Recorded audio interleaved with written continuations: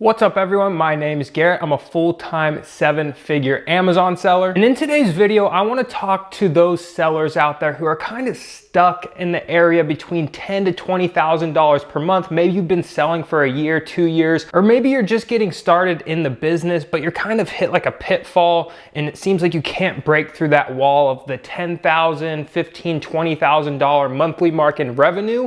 I see this as like a common number that a lot of sellers get stuck at, and they don't really know how to break through and scale their business further. So I want to go into some things you can start doing and some things you can bring into your Amazon business to help you break those barriers and start crushing through, the $10,000, $15,000, $20,000 sales months. So the first thing you really need to do if you're stuck in this area is kind of sit back and look at your business. What are you doing now? What are your sourcing methods? Are you doing retail arbitrage? Are you like a wholesale model, private label, whatever it may be? You need to first start identifying, what sourcing strategy am I using that's kind of getting me stuck at this, $10,000, $15,000, $20,000 a month mark, and how can I change that strategy to help me bring more inventory into my business to help me scale further past these numbers. One of the big things I see is people get stuck on selling a certain type of product, right? You might be a book seller, just started out selling books, you're looking to scale your business, but you've kind of hit that brick wall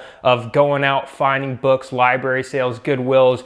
You might be someone doing RA or OA part-time where, you have a few stores that you hit, maybe you hit the outlets on the weekends, and you kind of have this same routine going that's getting you the same results that you've been getting. Or maybe you're even an online arbitrage or wholesale seller where you're spending a certain set amount of time every single week sourcing products, finding new suppliers, finding new leads, and that type of strategy is what's getting you the results that you're getting. So I want you to really look into your business and how you've been operating, so then we can start kind of pinpointing what needs to happen to get you to that next level. So the main thing I see with sourcing products is people develop a system of sourcing products that takes up all their time that they have for sourcing, right? And the only way you can grow is two different ways. One, if you want to do all the sourcing yourself, you need to become more efficient on how you're sourcing, right? You need to find ways and build systems that allows you to, be more efficient when sourcing to allow you to bring more products into your business. And the second thing you can do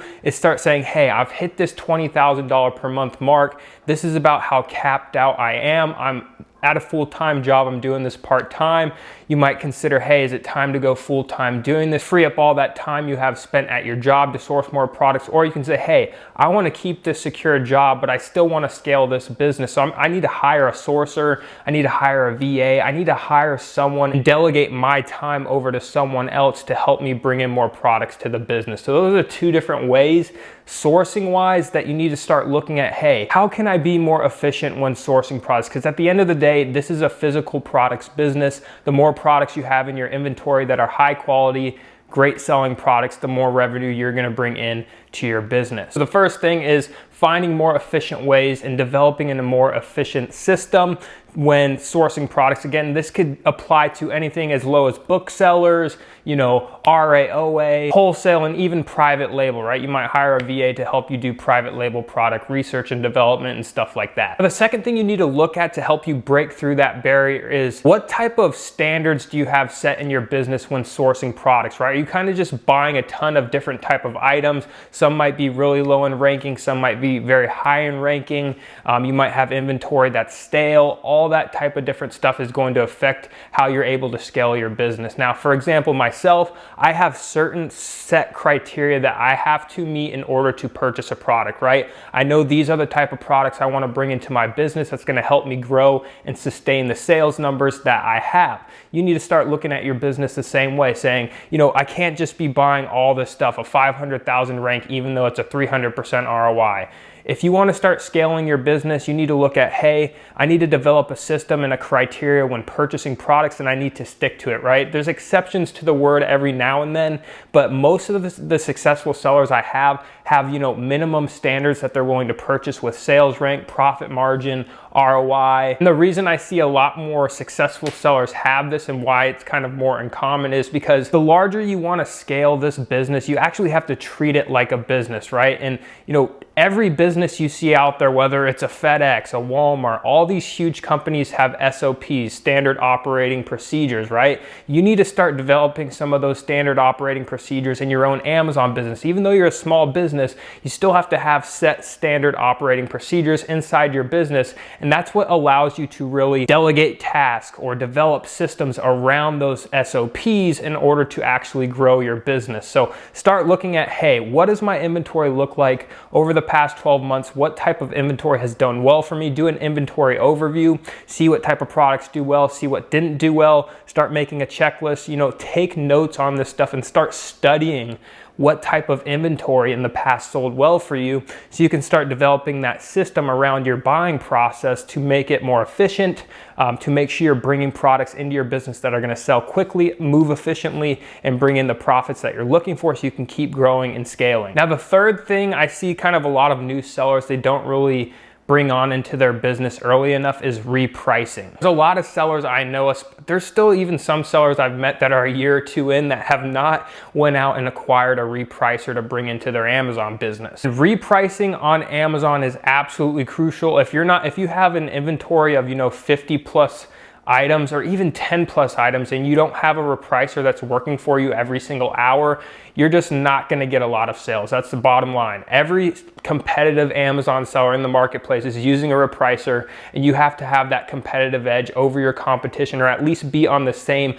playing level as them. Because if you have someone out there with a repricer that you're competing with on the same listing, they're repricing effectively, and then you don't have a repricer and you're just manually repricing your products once, twice, 3 times a week, you're just going to get crushed and you're not going to have a good sell-through rate. So bringing a repricer into your business can totally change the game. It's going to be having your product competitively priced at every single hour of the day, day in, day out, and you're going to have the best opportunity of winning that buy box on Amazon, which we all know 99% of the sales come from. So if you have not went out and gotten a repricer yet, you might have a bunch of inventory that's built up that would literally sell within the next week if you just had a little bit better repricing strategy to go along with it. And it doesn't have to be crazy. Just have a basic repricing settings on your repricer. BeCool is a great option for those of you out there looking for a low priced repricer. I use Aura, but to be honest, Aura is $100, BeCool's $50, and I haven't noticed any different. I'm just too lazy to actually go in and convert everything back over to BeCool. So take that as you will, but you really don't need a super advanced, repricing settings inside of these repricers. Just set basic minimum criterias and you're gonna see your sales absolutely explode. Like, it makes a huge difference. So if you haven't experienced what a repricer is actually like, definitely look into it and definitely consider bringing one into your business. And the fourth and final thing that's really a commonality with scaling on Amazon is just getting the capital that's actually required to scale, right? If you're just starting, you're starting with your own capital, you have to find ways to either grow that capital in a fast and efficient way so it turns very quickly, keep it reinvesting, so on and so forth. That's a major key. Make sure in the beginning stages of your business, you are reinvesting all the profits back into your business. Get a second side hustle if you don't have a lot of capital to start with that you can start pouring into that business as well. Keep your safe, secure job while you're building the business and just let that thing keep snowballing and growing your seed capital. Another thing you need to look into is like, hey, am I experienced enough in this business to take on and use leverage, right? Leverage can come in the forms of a credit card, an Amazon loan. You can look for outside financing. If you have a business, you can get a business loans. There's a line of credits that you can get from the bank after you have an established history with them.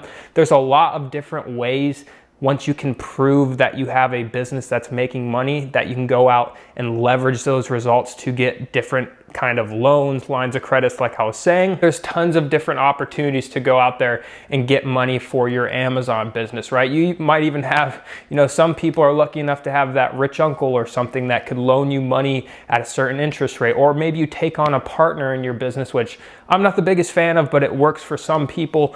But the main thing is, if you don't have a lot of money and you're struggling to kind of grow your business, you need a lot of money. In the end of the day, if you see people doing multiple 6-figure months, they have multiple 6 figures wrapped up in inventory.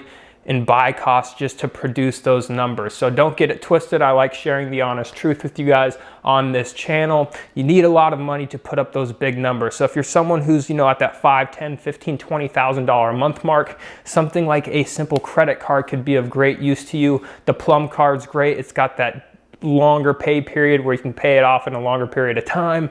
There's tons of different business credit cards. There's Amazon lending. Once you have that proven history, I take those every now and so often if I need some extra cash inside of my business. But there's tons of different ways for you guys to go out there and use leverage as long as you use it responsibly and you actually know what you're doing. So those are the 4 main ways I'd recommend for those of you guys at the $5, $10, $15, $20,000 mark to really consider to actually break through those barriers and grow your business.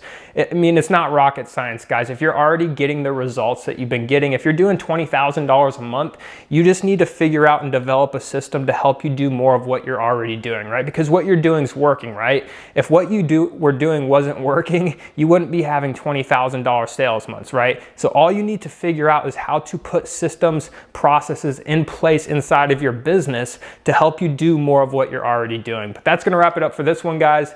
If you're new to the channel, definitely consider joining the family and hitting that subscribe button. If you gain any value, definitely hit that like button as well. I have a coaching program linked down in the description, the Arbitrage University, where I teach you A to Z how to grow and scale a successful arbitrage and wholesale Amazon business. So definitely check that out if you're interested.